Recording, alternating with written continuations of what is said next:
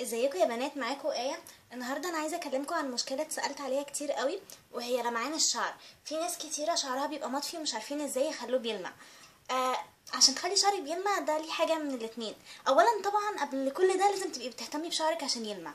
طيب ما بتهتميش وعايزه تلمعيه، يبقى قدامك حل من الاتنين: يا تعملي شعرك بروتين، وده طبعا يعني بيبقى 2000 جنيه فيما طالع لو شعرك طويل يعني. او قدامكم تشتروا هير سبراي. فطبعا هكلمكم عن الارخص، وهو سبراي للشعر بيلمع الشعر. انا جبت ده من اوسي، سعره حوالي 140 حاجه زي كده. السبراي ده حلو جدا جدا، بترشوه على الشعر. هو بصوا زي ما انتم شايفين كده اهو بترشه.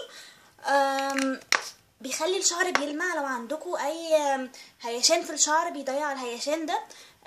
انا شايفاه حل عملي وسريع لو انتي مثلا عروسه او كده. ده بيساعد يعني ان شعرك يبقى بيلمع ويبقى شكله دايما حلو، حتى لو انتي مش عايزه تعالجيه. انصحكم قوي انكم تجيبوه. كمان عايزه اقول لكم يعني دايما اهتموا بشعركم بحمامات كريم وماسكات للشعر وكده، في ماركات تجاريه زي لوفيا، فاتيكا. او في بقى ماسكات تعمل للشعر اللي هو بيبقى مايونيز وزبادي وزيوت وكده. انا الصراحه بفضل التجاري يعني.